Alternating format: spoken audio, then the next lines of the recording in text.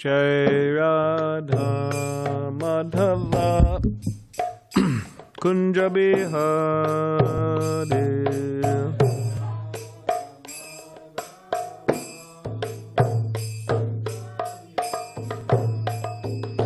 Jai Radha Madhava Kunja Bihari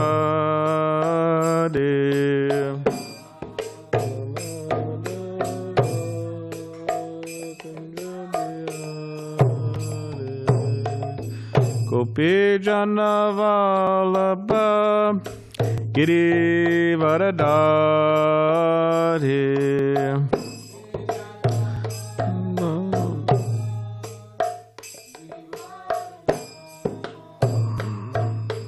Gopi Jana Vallabha Giri Varadari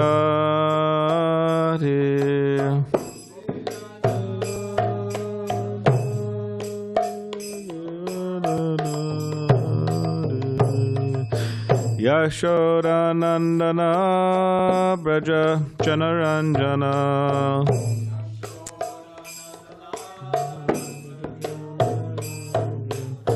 Yashoda Nandana Braja Janaranjana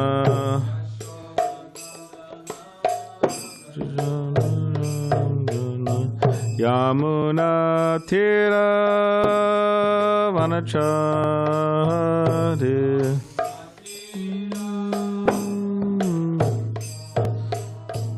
Yamuna Tira Vanachari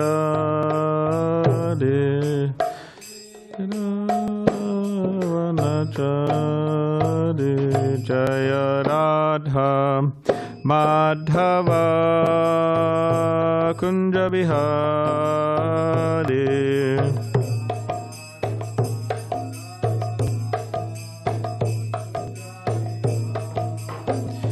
Jaya Radha Madhava Kunja Bihari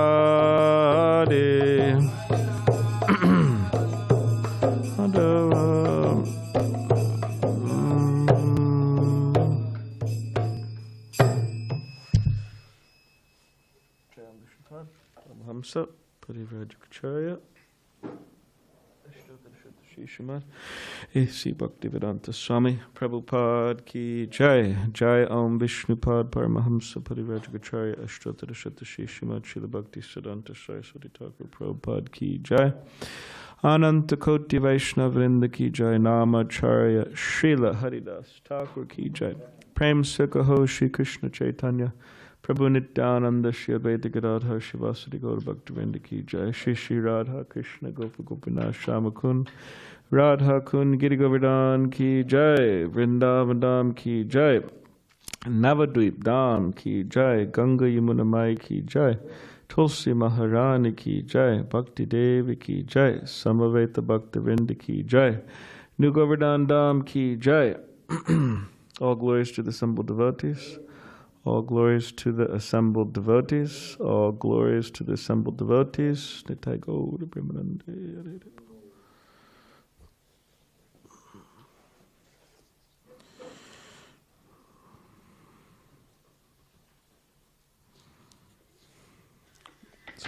It's a great painting. See that? Durvasa Muni running. Chakra. Okay.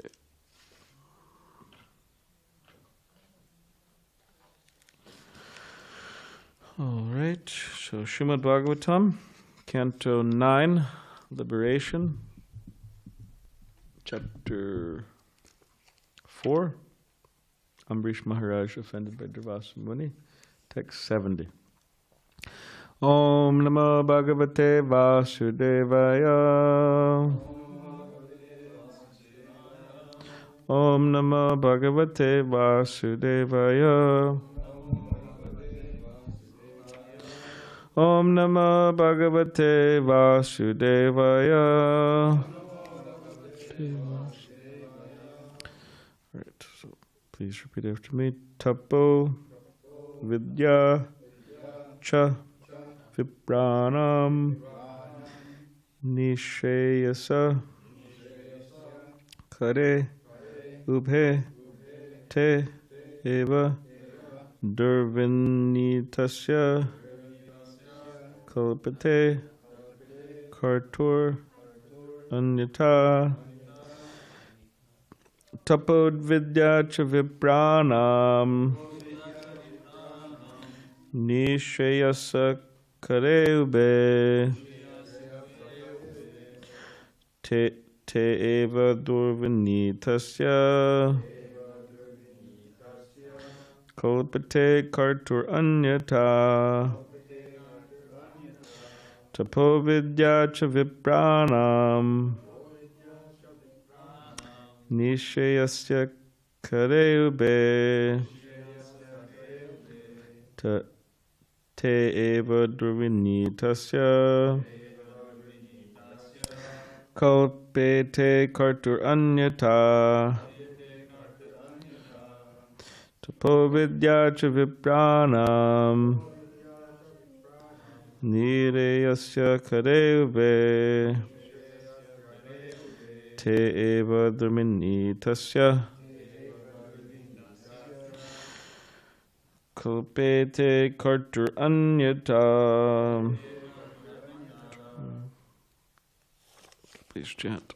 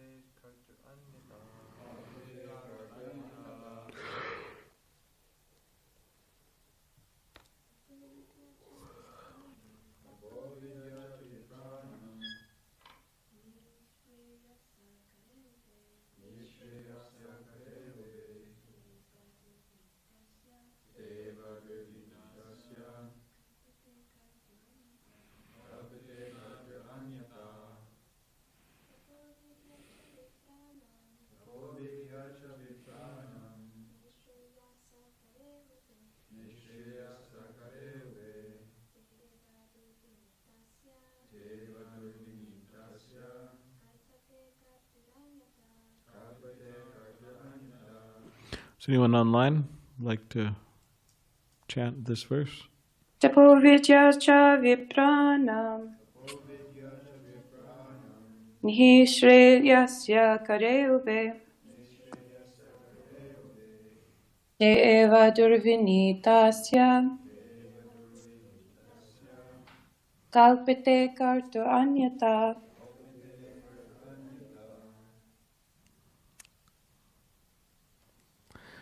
Thank you. Okay, tapaha, austerities. Vidya, knowledge. Cha, also. Vipranam, of the Brahmins. Nishayasya, yes, so. Of what is certainly very auspicious for upliftment. Kare are causes. Ube, both of them. Te, such austerity and knowledge. Eva, indeed.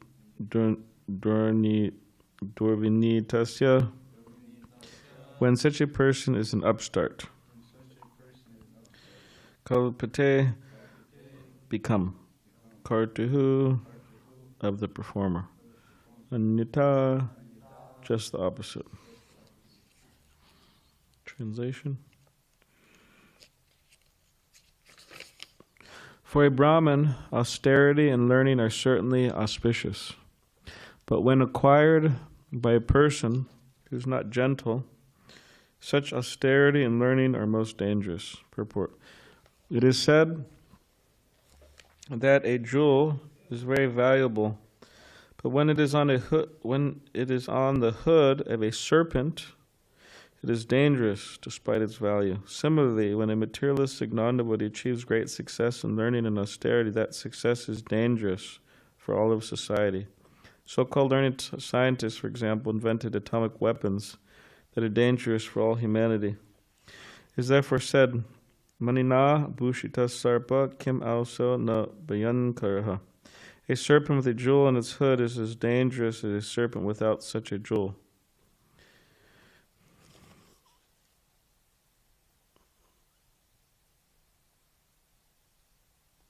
Durvasa Muni was a very learned Brahmin equipped with mystic power. But because he was not a gentleman, he didn't know how to use his power. He was therefore extremely dangerous. The Supreme Personality of Godhead is never inclined toward a dangerous person who uses his mystic power for some personal design. By the laws of nature, therefore, such misuse of power is ultimately dangerous, not for society, but for the person who misuses it. Magaditapadandasya Gananjana Shlakaya Chakshulan Militamena Tasmai Shri Gurave Namaha Mukam Garidiva Chalam Pangam Langa Tegariva Kipatamahan Bande Shri Gurun Dinitarinam Vancha Kabdari Bisha Kipasan Debeva Chapatitanam Pavane Bio Vaishnavi Bio Namanaha Jai Shri Krishna Chaitanya Prabhu Nityananda Shri Advaita Gadadhara Shivasari Gaura Bhaktivinda Hare Krishna Krishna Krishna Hare Hare Hare Rama Rama Rama Hare Hare. So translation one more time. For a Brahmin, austerity and learning are certainly auspicious, but when acquired by a person who is not gentle, such austerity and learning are most dangerous.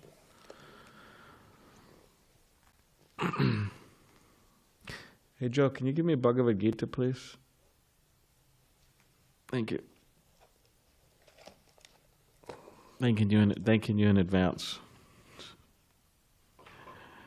Hare Krishna. In Bhakti Rasamrita Sindhu, Srila Rupa Goswami's masterpiece, thank you, Hare Krishna, Srila Bhakti Rupa Goswami's masterpiece book, Bhakti Rasamrita Sindhu, which, again, just a reminder that Bhaktivedanta Book Chest should be publishing it soon, word by word translations and commentaries. So they'll be available. Of course, it's here. Bhanu Swami has also translated it, and Jiva Goswami and Vishwanath Chakravarti Thakur. It's a wonderful experience to read this Bhakti Rasamrita Sindhu alongside Nectar of Devotion, to see how Srila Prabhupada made a summary study. It's very wonderful if devotees have opportunity to do that. So in Bhakti Rasamrita Sindhu, and in the 1-248, there's a verse that Rupa Goswami writes here, and he says that Jnana and Vairagya are suitable for entering. One second, wrong one. Forget that. 249. Okay, not 248. 249. 249. Bhakti Rasamrita Sindhu. Because jnana and vairagya means knowledge and detachment generally make the heart harsh or hard, the authoritative devotees have concluded that bhakti alone, whose nature is very tender, is the cause of entering into bhakti. So just going after the cultivation of knowledge alone, just going after detachment or performing austerities alone, Rupa Goswami here is making the point that that tends to make the heart hard. We have an example here in this pastime of Ambarish Maharaj and Durvasa Muni that his heart became very hard. he was not gentle. He became very harsh due to his cultivation of knowledge and cultivation of austerities alone. Without bhakti, he didn't have bhakti, and that was the problem that we see in Durvasa Muni. Where is bhakti, it naturally includes detachment and knowledge. But because bhakti is involved in the whole process in a person's life, then their heart, instead of becoming hard or harsh, it becomes soft. That's the difference. And this is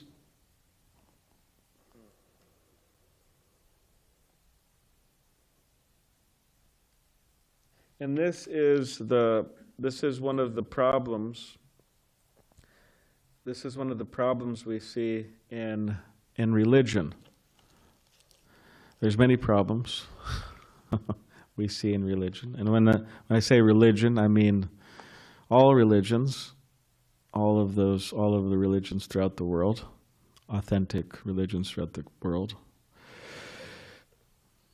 that they may have a sense of cultivating some type of knowledge, or may have a sense of cultivating some type of detachment or some type of austerity, taking on some difficulties for spiritual advancement, for spiritual progress. But the problem is, in these particular religions, is people try to become learned, or they try to become detached, but they're lacking in the bhakti department, or the devotion department. And therefore, they try to be good people alone, and they suffer, and they make other people suffer as well. People who come in contact with them. Their heart becomes very hard, become very angry, easily offended. This is Durvasa Muni. Very angry, easily offended. They develop a superiority complex. I'm very superior. Look at my knowledge. Look at my detachment. This is the problem that our acharyas talk about in relation to renunciates. Because naturally, a renunciate has knowledge, should have knowledge and detachment. That's what it means. Be a renunciate, but if someone just has that knowledge and that detachment, then again, without that bhakti, it becomes very, very difficult situation, because they tend to be very harsh. So, or they say like I don't know who says it, but maybe I'm just saying it, but I don't know if I ever heard it anywhere else, but they say like a boss, bhav. Boss, everybody knows what boss is, but bhav is like an emotion, or a type of feeling. Sometimes they call like Ishvara bhav. Ishvara means controller. Bhav means that emotion.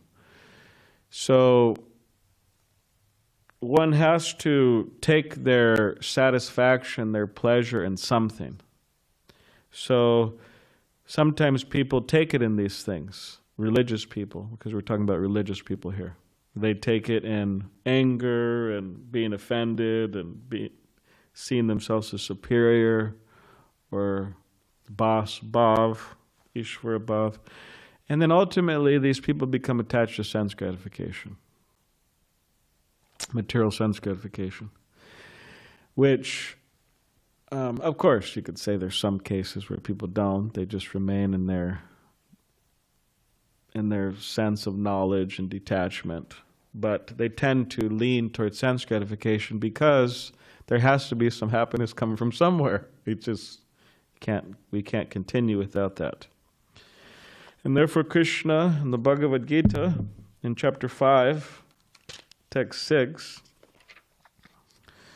sannyas Sanyasastu mahabaho dukkam aptam ayogitaha yoga yukto manir brahma na chirana digachati. This is what Krishna says. Merely renouncing all activities, yet not engaged in the devotional service of the Lord, cannot make one happy. But a thoughtful person engaged in devotional service can easily achieve the supreme without delay. So, in other words, a person who tries to become detached, which we should understand very clearly, that everyone in the Hare Krishna movement has to have a certain level of detachment. Renunciation. What about, there's many things we renounce in this material world. I mean, sorry to say, or not sorry to say, but as devotees, as aspiring followers of Srila Prabhupada, we all have to have a level of detachment. So, but if we try to become detached without properly being connected to Krishna through yoga, through devotional service, then what does Krishna say here? We cannot be happy. And unfortunately, again, this sometimes is the case, that devotees in the Hare Krishna movement, we're talking about the Hare Krishna movement here, they practice all of these austerities, they practice Krishna consciousness, but they're not somehow or other connecting with Krishna. They're not, if you want to say, Krishna conscious enough, and therefore that brings suffering. They're not happy. This happens in the brahmacharya ashram sometimes. Happens in the brahmacharya ashram, and then, it becomes like ugly scene. So very unhappy. So this is what Krishna is saying in the Bhagavad Gita. So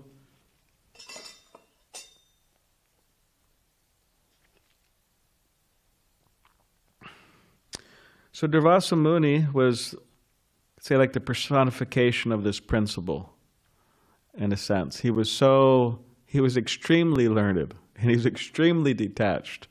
I mean, he was very qualified in that way. But because he didn't have bhakti, his heart was hard, and he was a Brahmin in a sense. I mean, he was a Brahmin, but he didn't have this very important quality of a Brahmin, and that is gentle. Brahmins are gentle. Of course, you could say that it's not to say that, like we have Srila Prabhupada, who's of the topmost level of Brahmin, if you want to even say that, I mean, topmost pure devotee. And Prabhupada had a fighting spirit for the service of Krishna. But still, Srila Prabhupada, as they say, as it is said, that the spiritual master is as hard as a thunderbolt and as soft as a rose. So, depending on the situation, they'll engage that. But he was not gentle. He was learned but not gentle. So sometimes we see that just as Durvasa Muni, he was somehow or other, if you want to say, promoted to this platform of Brahmanism, Brahmanhood, and he was known for that. Sometimes we see that in the Hare Krishna movement, people are promoted. This person becomes temple commander, this person becomes temple president, this person becomes GBC, this person becomes a senior devotee. Everybody becomes a senior devotee over time, right? Develop gray hairs, lose a tooth or two, you know. Everybody becomes a senior devotee. It means they're practicing Krishna consciousness and they become a senior devotee. So they're promoted, but sometimes, just like Durvasa Muni, they do not have the qualities that are that are actually needed for that promotion, unfortunately.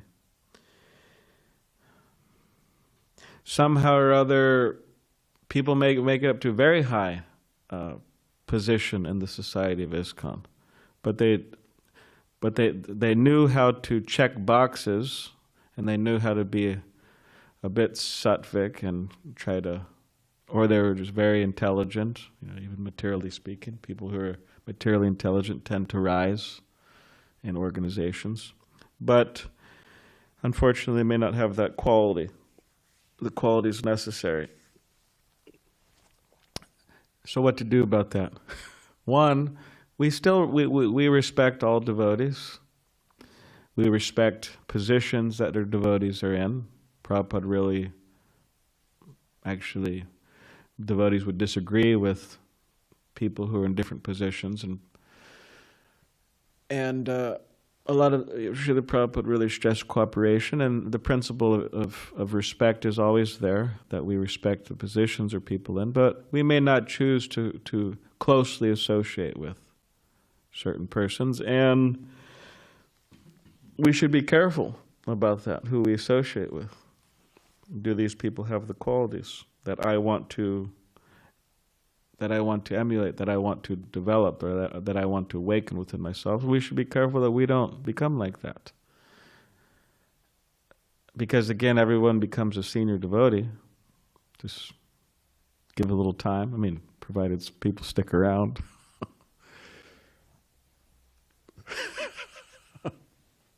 Anutama was at that, Prabhu was at the Houston gathering, and he made some comment. He's a Prabhupada disciple, and he was making the comment about himself, and he was saying, yeah, I went to Pune, and I went to one of these youth men's groups, and he said, yeah, it's like they offered me so much respect. It was like they have some type of thing where they just offer elderly people or senior devotees so much respect, And he was saying how he had to be careful within his mind that he wasn't becoming proud about that. So why am I bringing that up? Because everybody becomes senior devotees who stick around. So naturally, people will look up to us. People will listen to what we say, and negative, and if we do things wrong, people will see that as well. So we want to be careful what type of senior devotee we become. Don't want to follow Durvasa Muni, just have the position and not really display the qualities. So that's there. Now in chapter 31 of Nectar of Devotion, Nectar of Devotion is such a wonderful book. But Srila Prabhupada, he talked, following Rupa Goswami, he talks about, or he writes about how there's different types of hearts. There's different types of hearts.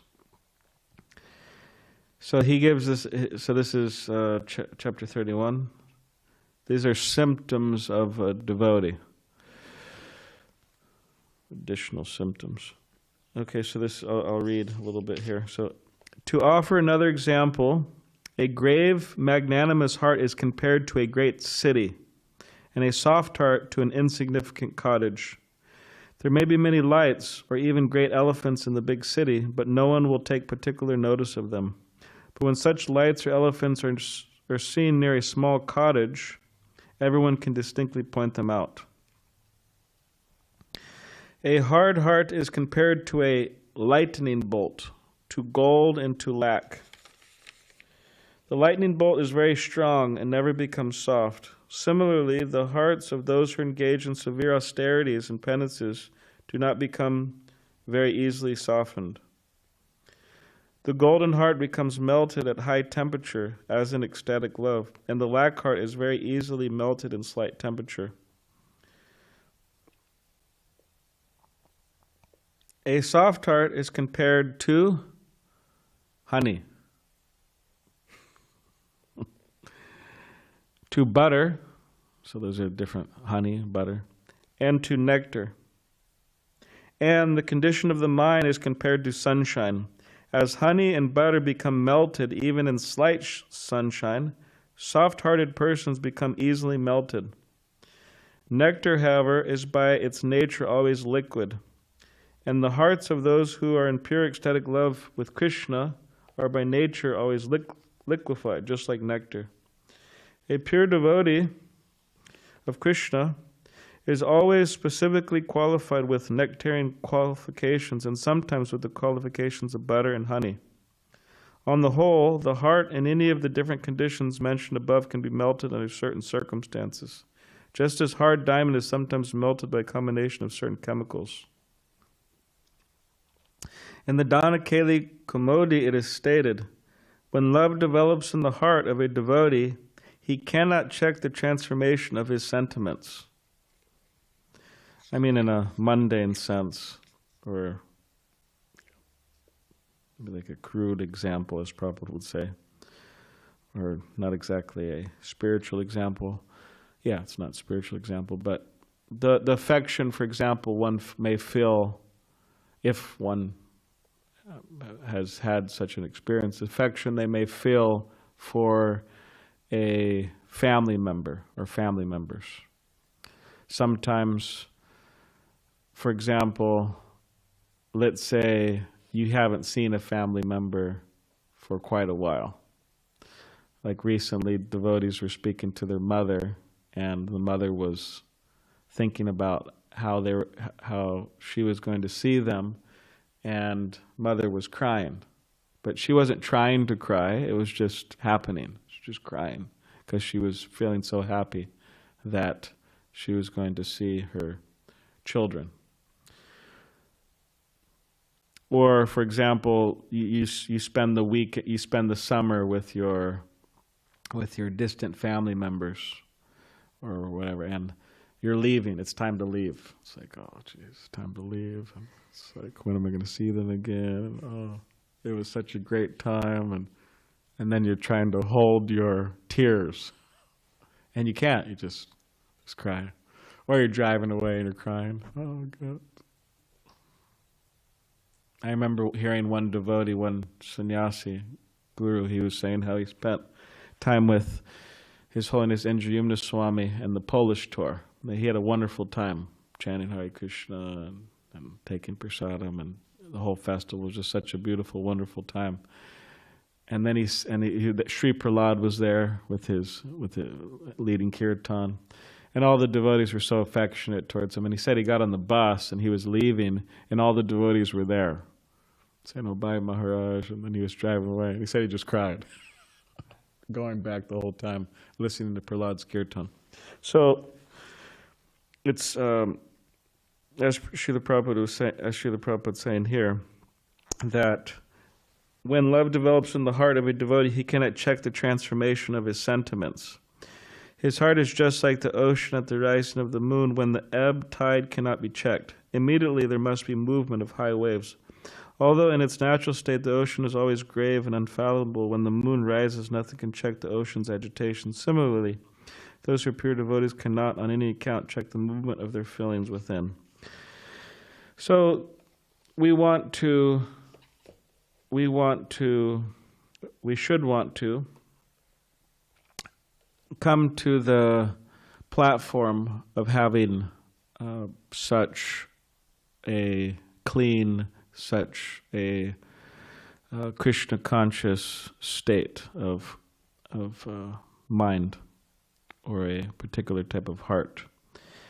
And we should actively pray for that.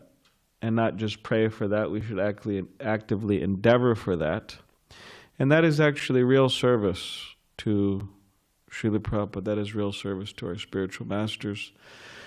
That is real service to the Hare Krishna movement. That's real service to the world, in the sense that we could be examples of what is seen in Scripture. You have the book Bhagavat, and you have the person Bhagavat. So we could be examples of that, which is a very important thing that is lacking in the religious world. So we could try to contribute in that way. So does anybody have any question, comment? Yes, Dwijamani. Prabhu.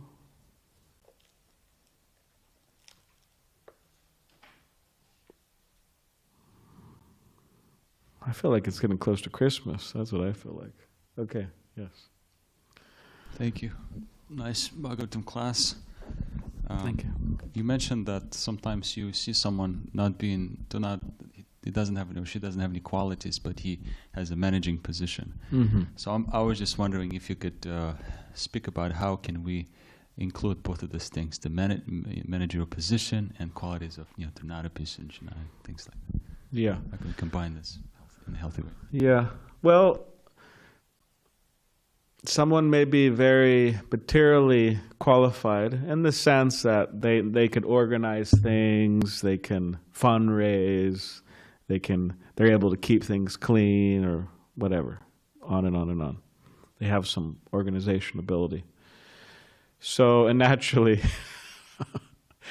ISKCON is like really, really wanting such people and like praying for such people, right?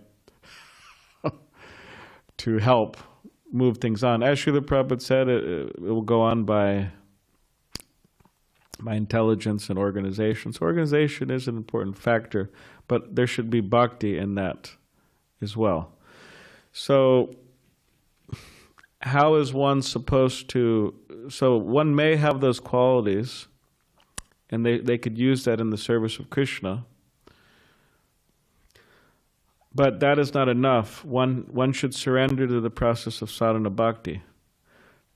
So practically, yeah, I mean, even though it could be tempting for people to engage such people, it is better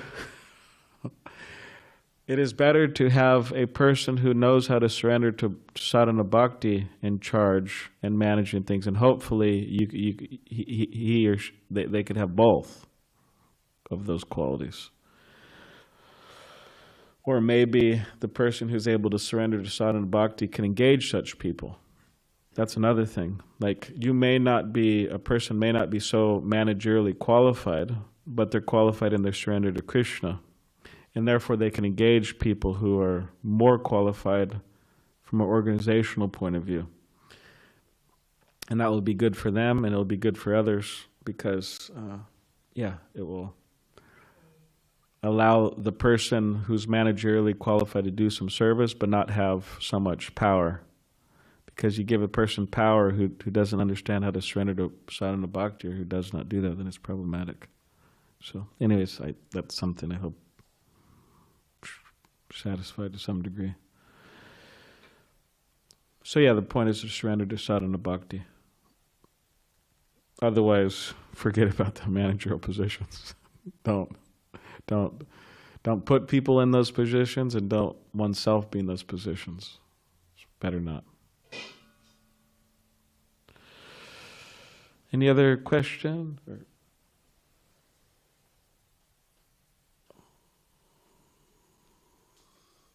You had something? Okay.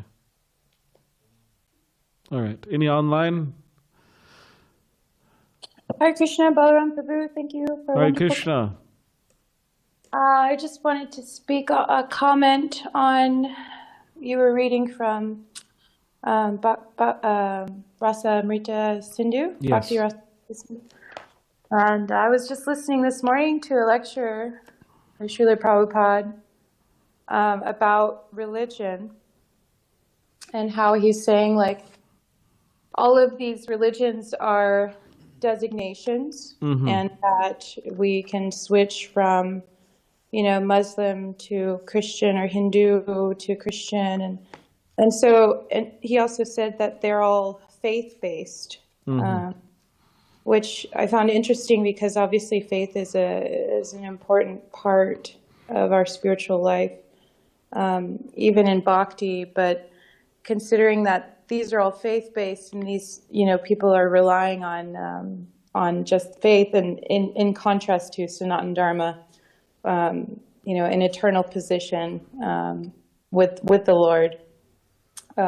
So I just found that interesting in relation to your topic about religion. So yeah, it seems to be just another designation, and we're so much more than that. It's something very solidified, and can't be moved, and it's convincing.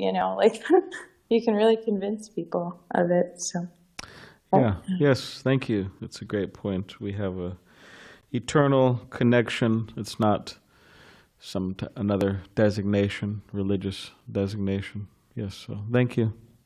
Hare Krishna.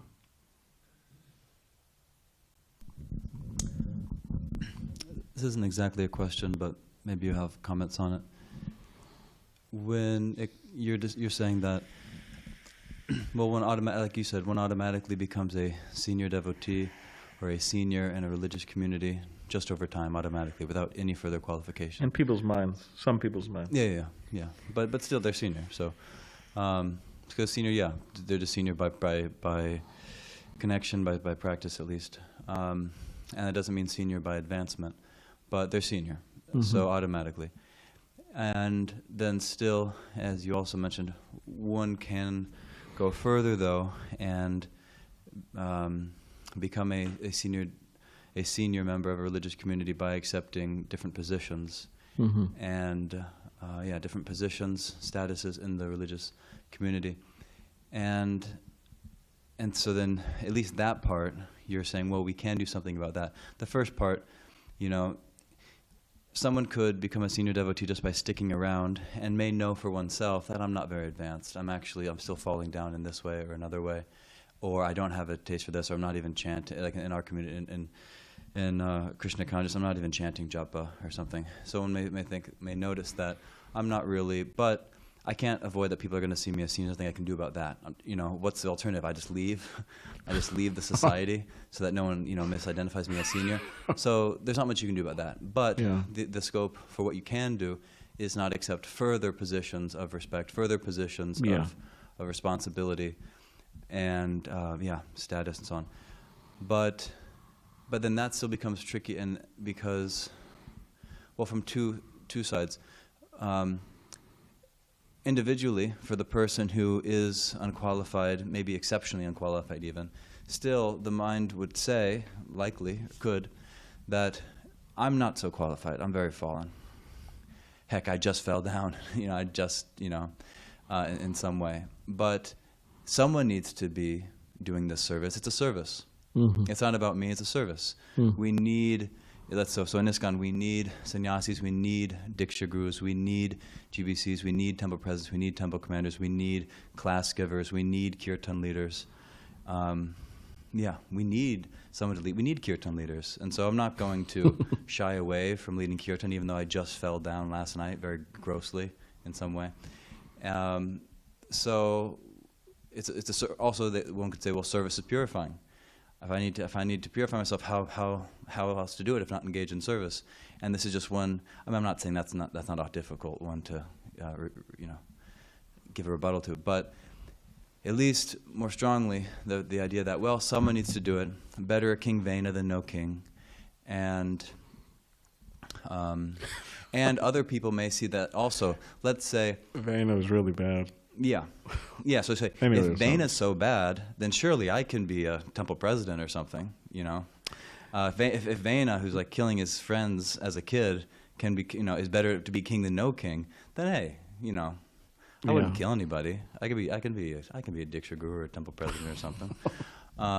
But not only that, could one cheat oneself, or at least convince oneself? I guess I'm inserting an opinion there when I say cheat oneself. But not only could one convince oneself that actually it's good to accept positions of respect, further and further positions of respect and authority, despite one's shortcomings.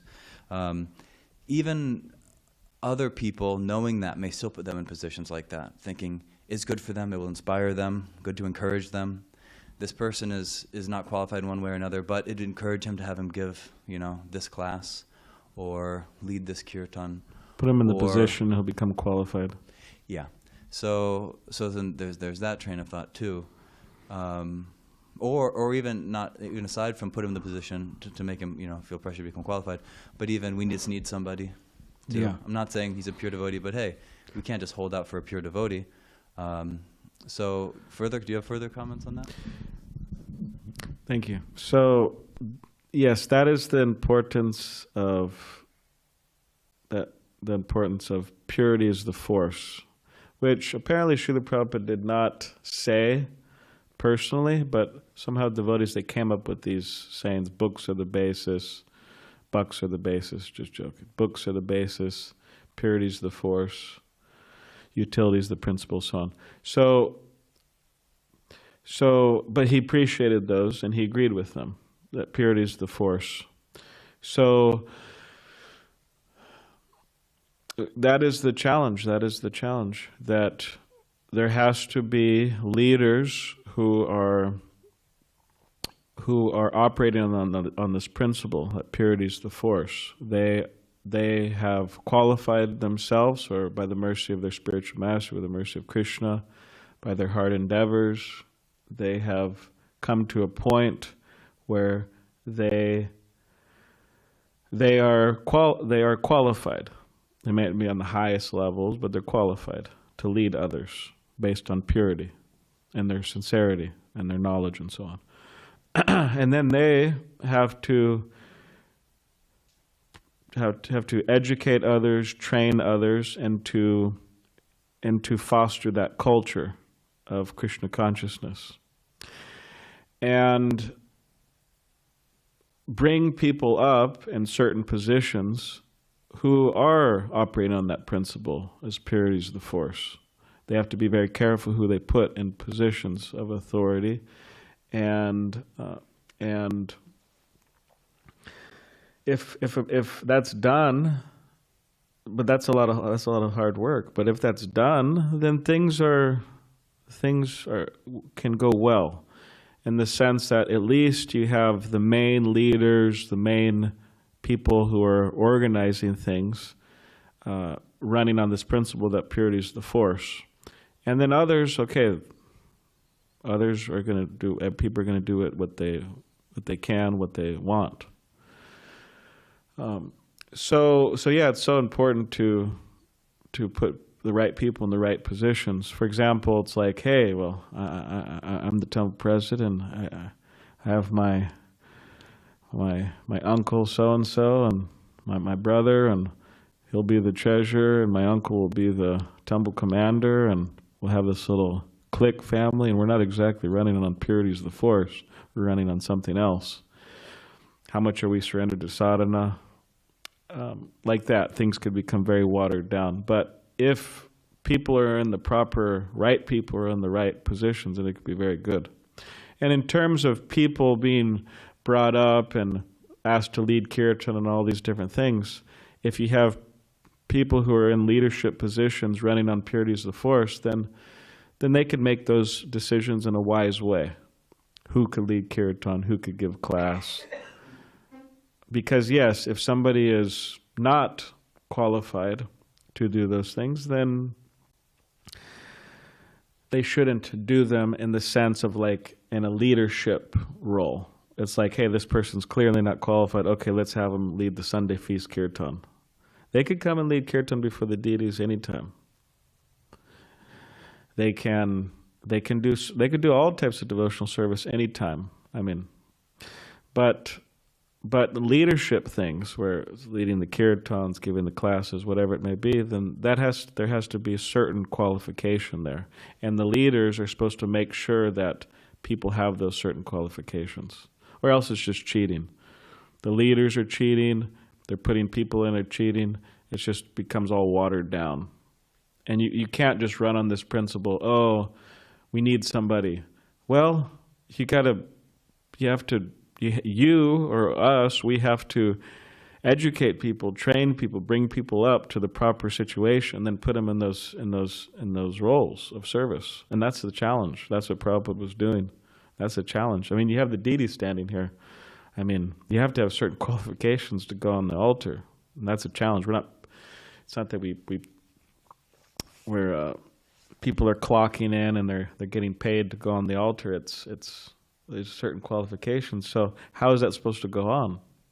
It means that the people who are here now, us, are supposed to train people, educate people, bring them up to the proper platform, and then have them go on the altar. And that may mean as Diksha gurus, that may mean as Shiksha gurus, that may mean as senior devotees. We're all helping in that. I remember one time I was talking to my spiritual master about how one brahmachari was very angry, cooking in the kitchen. And then my spiritual master said, well, is he like always angry? I was like, yeah. And he's like, well, cooking's a Brahminical activity, and that anger, it's not good, for the kitchen and for the altar, and it's not Brahminical. It's like, why? In other words, why is this person in this situation? Eventually things changed and whatever, moved on, this and that. Very sincere devotee, very nice person. So like that, the people have to be placed in certain services, which is very challenging because there's a lot of services, there's a lot of things that go on. Therefore, a lot of people are tempted just to ship them at 1-800 Pujari, 1-800 cook. Just ship a few people in, pay them some good money, and then have them do everything. And then we could just whatever we want to do. That's the temptation, and that's what goes on all over ISKCON. To different degrees. I mean, I don't want to say it's like all over ISKCON. There's many temples who don't do that, I would suspect, but that's a temptation. We could understand why. So, but we want to, instead of that, we want to encourage, train, educate, and bring people up to a degree so everybody's in their right situation based on purity. So anyways, that's just some things in relation to that. Yeah, all right. Okay, so now I think we have some breakfast. So Granth Srimad Bhagavatam ki jai. Hare Krishna.